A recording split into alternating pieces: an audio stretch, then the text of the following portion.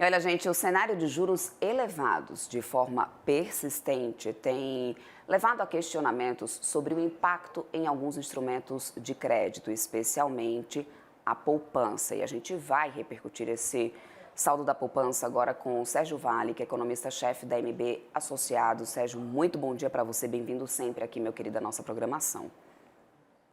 Débora, prazer falar com você também. Sérgio, a gente tem um boletim aí da MB Associados mostrando que a taxa de juros real elevada tem provocado, que tem motivado, né, essa queda contínua do saldo da poupança. Como explicar esse movimento de forma mais direta para quem está agora nos assistindo e mais? A gente deve continuar com essa trajetória? Olha, Débora, a gente está vendo desde o ano passado, pelo menos, um início de processo de elevação da taxa real de juros aqui no Brasil, por conta do processo inflacionário. E a gente já viu isso acontecer em outros momentos no passado, né? Taxas reais de juros elevadas, tendendo a você ter um efeito por conta de desaceleração econômica ou por outras questões, a poupança começar a cair. A gente viu na última recessão grande que a gente teve, por exemplo, 2015, 2016, a taxa real de juros estava bastante elevada, foi um processo recessivo bastante forte, a gente viu naquele momento a poupança cair também. Desde a pandemia, a gente está vendo isso acontecer novamente, talvez com uma certa maior intensidade. A poupança está caindo continuamente desde o período da pandemia, né? Tem, obviamente, a relação com a taxa real de juros, né? Os modelos todos mostram que quanto mais alta a taxa real de juros, a poupança acaba sofrendo, porque você acaba migrando para outros instrumentos financeiros que pagam melhor, né? O brasileiro, ao longo dos últimos anos, passou por um processo maior de educação financeira, isso não está completo, isso não está estabelecido ainda, mas hoje, certamente, comparado com 15, 20 anos atrás, o brasileiro tem mais informação e condições de saber se faz sentido deixar o dinheiro na poupança ou não. Então, tem um movimento migratório que acontece quando tem esse período de taxa elevada de juros, que faz com que essa poupança caia. E tem esse adicional que a gente precisa estudar e acompanhar ainda mais, não tem muita clareza, porque a gente não tem ainda muita informação consolidada sobre isso, que é o impacto possível das bets. A gente está vendo isso crescer com intensidade nos últimos 2 anos e pode eventualmente, como a gente viu acontecer no próprio mercado americano, a poupança das famílias mais pobres caiu com intensidade ao longo dos últimos anos por conta dessas bets.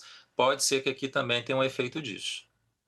Sérgio, você falou muito sobre essa questão também até da própria educação financeira, né, do brasileiro buscando cada vez mais melhores rentabilidades, mas há também uma preocupação, e pode também explicar talvez esse movimento da queda das poupanças, um maior endividamento por parte dessa população brasileira, e isso é um ponto preocupante que vale ser destacado na visão de vocês? A população se endividar mais sempre é uma questão, mas se a gente olhar os últimos anos, a gente está falando de um período de forte crescimento da economia. A renda cresceu com força, o mercado de trabalho como um todo foi extremamente positivo, taxa de desemprego batendo recordes de queda, como a gente está vendo acontecer nos últimos meses. Então, tem uma situação econômica, no geral, relativamente positiva, né? Eu acho que essa queda de poupança que a gente está vendo agora, e com uma certa intensidade desde o período da pandemia, talvez tenha a ver com essas três questões relacionadas, né, entre si. Taxa de juros real elevada, que a gente está vivenciando com mais intensidade desde o ano passado, essa questão da educação financeira. E a questão da educação financeira ficou ainda mais patente ao longo dos últimos anos por conta de tantas crises, e o próprio efeito da queda de juros que a gente teve em 2019, 2020, fez com que o brasileiro buscasse outras alternativas. A Selic chegou a 2% em 2020, na época da pandemia, e foi um momento que os brasileiros começaram a olhar, por exemplo, o mercado de ações, começaram a entender e buscar sobre esse tipo de investimento. Então, acho que o brasileiro médio hoje certamente está mais informado e tem mais condições de investir em diversos instrumentos comparado com o que era no passado. E mesmo isso para a população mais pobre. Acaba acontecendo esse efeito da poupança começar a perder a atratividade. O que a gente vai precisar entender também é ver se, como aconteceu nos Estados Unidos, a população mais pobre acaba não sendo impactada. Tem estudos que mostram que para a população mais pobre nos Estados Unidos você teve uma queda de quase 15% na poupança dessas famílias pobres ao longo do tempo. Então, é um elemento que a gente precisa acompanhar ao longo dos próximos anos, mas aqui a gente tem muito menos informação, né, Débora? A gente não tem nada muito consolidado nesse sentido que ajuda a gente a ter uma clareza maior sobre esse assunto. Agora, Sérgio, no relatório vocês também destacam que os juros altos não só afastam os poupadores da poupança, que acabam, né, trazendo, realmente, fazendo esse maior volume de saque, como isso também acaba tendo impacto, tendo uma desestimulação, né, no crédito imobiliário. Esse efeito tem sido já perceptível, visível nas concessões de financiamento habitacional. Qual que é a correlação direta, né, que a gente tem nesse momento de efeito prático já para o setor habitacional?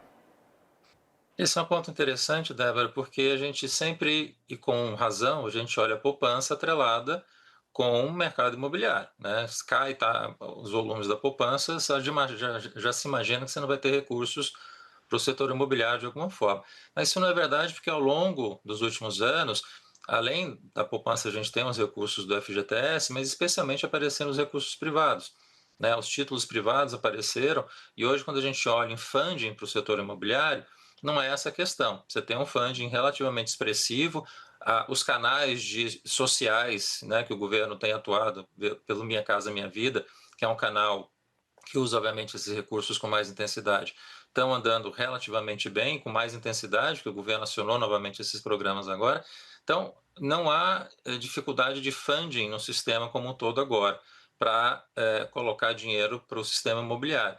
A gente precisa acompanhar ao longo do tempo se esse movimento que a gente está vendo acontecer desde 2020, 2021, de queda consistente da poupança, se isso vai continuar acontecendo. Especialmente, né, Débora, sabendo que a gente vai ter taxa real de juros elevada ainda, provavelmente, ao longo de 2026, por conta do cenário de preocupação ainda com a inflação, a questão fiscal vindo pela frente. Ou seja, é um ano adicional que talvez a poupança continue caindo. E se junta ao efeito da taxa de juros na economia, com uma desaceleração, taxa de desemprego subindo, tem o efeito adicional das pessoas usarem esses recursos no momento de dificuldade. Então, é algo que a gente precisa acompanhar, né, ao longo dos próximos anos, e fica a questão, né, faz sentido ter a poupança rendendo tão pouco, né, cada vez mais que a população se informa, especialmente a população mais pobre, ela acaba descobrindo que tem outros caminhos de investimento que são mais interessantes do que deixar simplesmente na poupança que paga muito pouco. Nesse relatório também, nesse estudo, vocês trazem um ponto bastante interessante, que é manter os juros altos por muito tempo pode gerar um efeito memória no comportamento do poupador. Sérgio, como que você pode explicar esse conceito melhor para a gente, né? Como que isso afeta, por exemplo, a retomada futura da poupança? É, qua- Ou não resulta em retomada futura de poupança? Pois é, essa é uma dúvida que fica para o futuro, a gente saber se a poupança vai reconquistar o seu lugar que já teve no passado, né? Se vai chegar nos picos que ela teve lá 5 anos atrás. A questão toda da memória é muito relacionada ao efeito que você tem de tanto tempo de choques para o sistema, né, da poupança no Brasil, de você ter mais informação financeira, de você ter um período prolongado de taxa real de juros. A população que estava lá na poupança, de repente descobre um outro instrumento e descobre que, diferente de 15, 20 anos atrás, é muito mais fácil fazer esse tipo de investimento, especialmente uma população hoje que está muito mais bancarizada, tem um acesso ao sistema financeiro pelo celular, ela consegue fazer e aprender a fazer essa transação com muito mais rapidez para outros instrumentos financeiros que paguem mais. Na hora que ela descobre isso, e isso está ali dentro da mão dela no celular, eventualmente você começa a ter percepção: será que a poupança consegue resistir a essa quantidade de informação que a população está recebendo e esse diferencial tão grande de juros que a renda fixa está pagando em relação à poupança? Então, quanto mais tempo esses elementos ficam presentes, mais a poupança começa a ser um elemento de desafio para si mesma, né? Será que ela consegue permanecer nos patamares que a gente já teve no passado? Talvez tenha uma questão mais estrutural aparecendo agora, né? Não é uma queda simples que está acontecendo por um processo recessivo ou só por uma alta rápida de juros. Talvez tenha alguma coisa mais estrutural que está relacionada aos juros, está relacionada à educação financeira e está relacionada a essa questão das bets que a gente vai precisar acompanhar também nos próximos anos. Uhum. Perfeito, Sérgio. Agora, pensando na perspectiva de juros, né, no cenário traçado aí pela MB Associados, a Selic média deve seguir acima dos 14%, principalmente caindo lentamente no ano de 2026, né?